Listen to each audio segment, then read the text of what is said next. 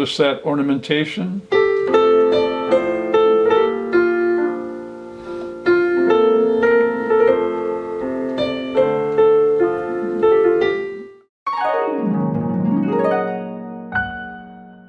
Hi, I'm Jerry Nelson and welcome to another tutorial. And today we're going to be talking about a style of music that you might be interested in playing yourself. You're familiar with Celtic music, C-E-L-T-I-C. Okay, that's not like Boston Celtics. Different spelling. They spell it the same way, actually, different pronunciation.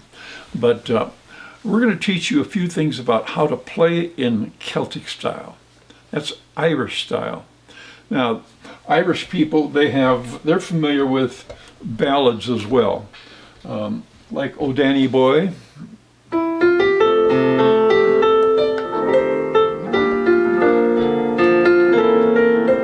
You're familiar with that song, of course.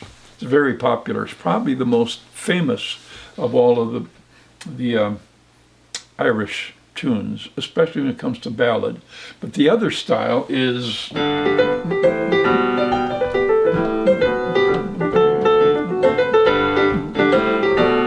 it moves faster, and it's basically called a jig, an Irish jig. And so we're going to teach you how to play that on your piano. So there are going to be 4 or 5 different things that you have to think about if you want to play in Celtic style. The first thing you think about when you're talking about Celtic style, you're wondering, well, let's see, I think about instruments. I think about a fiddle, that's typically used, an Irish flute, also known as Ulan pipes. You might think of bagpipes. I certainly do, which are used for a lot of ceremonial occasions. But that's the kind of thing we first of all think about. And I have a soundtrack that includes some of those, and I'm going to play that in a little bit so you have a chance to get a feel for what an Irish jig would sound like with traditional instruments. But some people who buy this particular arrangement from us would like to play it with just piano alone, just piano. And so forget about the bagpipe and the Ulan pipes and the fiddle and all the rest, the tin whistle that are a part of the typical Irish jig sound.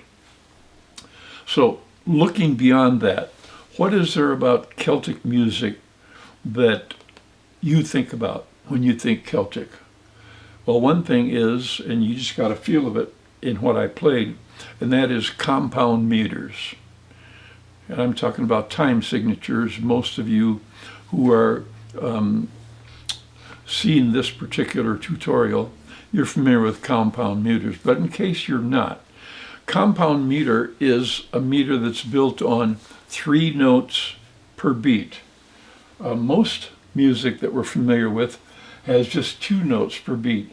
1 and 2 and 1 and 4 and 1 and 2 and 3 and 4 and, or multiples of 2. Could be 4 to a beat or 8 to a beat, but in any case, multiples of 2. In the case of a compound meter, there are 3 notes. That's kind of slow motion, of course, but 1, 2, 3. 1, 2, 3, 1, 2, 3, 1, 2, 3, 1, 2, 3, 1, 2. So it moves pretty fast. The beat, in fact, is typically about like this. But 3 of those per beat. So that's the first thing that we think about, compound. And then talking about tempo, I just mentioned as a matter of fact. So when you're doing Irish Celtic music, you wouldn't play it at a tempo like this.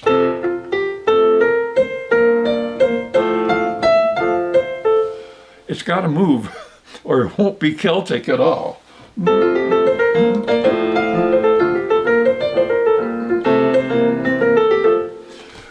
Recently, Rachel and I took a trip to Ireland, and we stayed in a hotel, and that night, about 9 o'clock or so in the evening, some folks got together and they had their Irish instruments along with them, and they wanted to sing songs. It's something they do every night.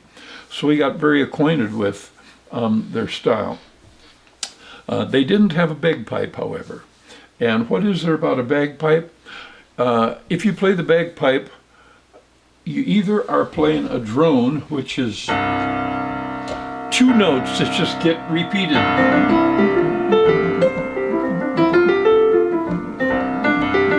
The tune I'm playing, incidentally, you probably recognized it, and that's the Irish Washwoman. But the bagpipes, if you're doing an arrangement for piano and there are no instruments, you probably want to do this with your left hand. It's just kind of the same note plodding away. It sustains for a long time, and then once they get a breath, it comes back. The neat thing about a bagpipe, you don't have to take a breath because you got your elbow that's applying pressure to that wind sac, so you constantly have pressure. So you can inhale and exhale, but you have sound happening all the time. That's the neat thing about playing the bagpipe. So you'll either be playing this drone, or one person would be soloing with, let's say, this tune.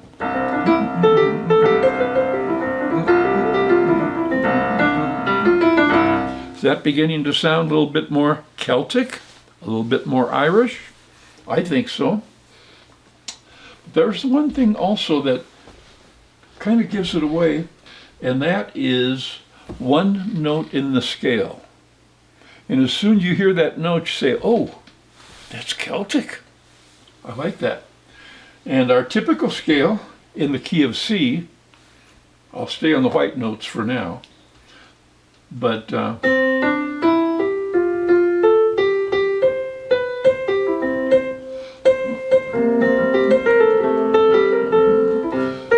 the seventh note, 1, 2, 3, 4, 5, 6, 7th, gets flatted typically. And you'll get an idea what that's like when I play an example very shortly. So, 3 things: compound meters, rapid tempo. Well, the bagpipe was a third.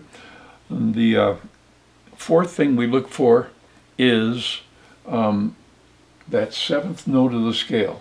I'll point that out eventually when I start playing. One other thing, and that's the 5th factor, and that is ornaments. Ornaments are the notes that happen in between the primary notes of a song. Let me give you an example. Let's do it with O Danny Boy. Notice that ornamentation?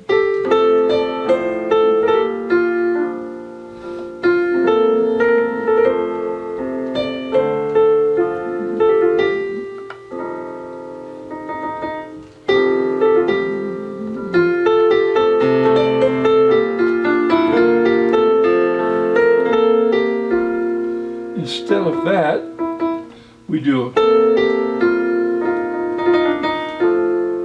That makes it sound Celtic, doesn't it?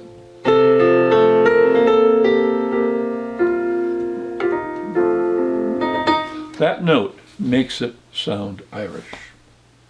Okay, those are the 5 things. If you can think about those 5 things, you don't have to do it all at the same time. You can practice the compound meters, definitely.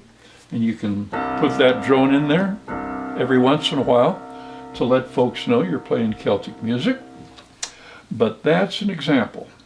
Now, I'm going to set up and we're going to do, this is a song called Jesus, What a Friend for Sinners.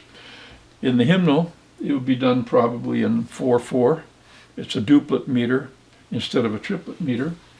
But because it's Celtic, I want to do, in this case, there's going to be 3 beats to a measure. And if you divide each beat into 3 parts, you're going to have 9 notes per measure. Count them. 1, 2, 3, 4, 5, 6, 7, 8, 9. And that's one measure. And that's the way the song will go. You just go a little bit faster. So, let's bring up a soundtrack of that particular song, and I'll at least play partway into it.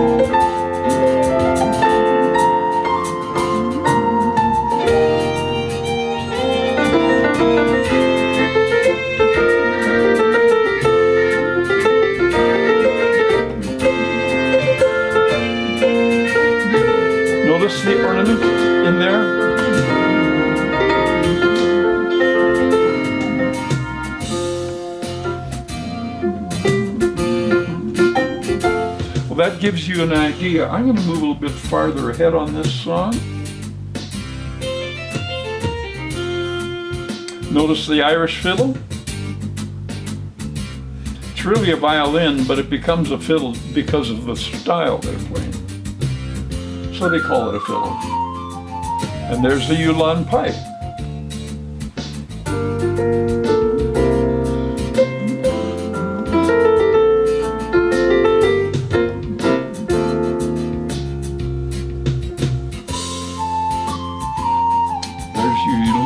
Ulan pipes once again.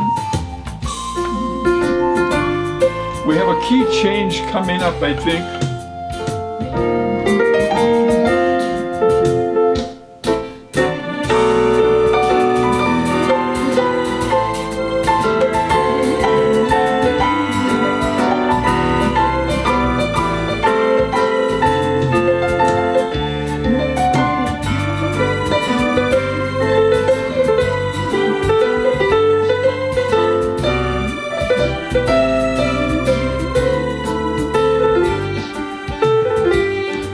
There's that seventh note.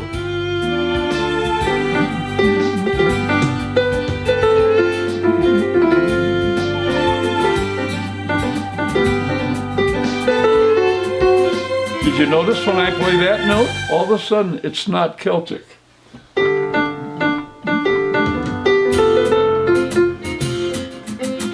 That's enough. One of the ornaments you might have noticed, it happens so fast, it just kind of blows by, you maybe didn't even notice. It's called a turn. And on paper, it looks kind of like that, like a incomplete figure eight. But on the piano, notice it goes up, comes back down, and settles on the primary note. But if you play it, that's not Celtic. That's the seventh note of the scale. There it is. 1, 2, 3, 4, 5, 6, 7. You want to flat that note. So instead of playing, I play.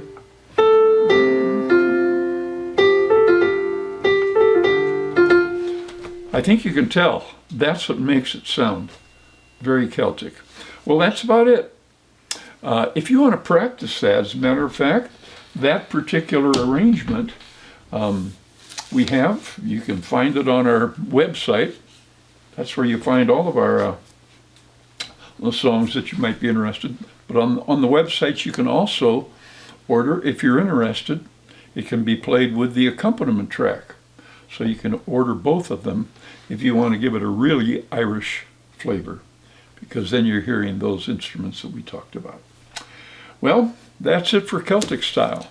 We appreciate that you like, hopefully subscribe, and incidentally, commenting. Just so you know, I read all the comments because I want to know what you're interested in. We'll be showing some other styles pretty soon, like how to play in country style, how to play in jazz style. So, thanks again, and we'll see you around another bend in the road.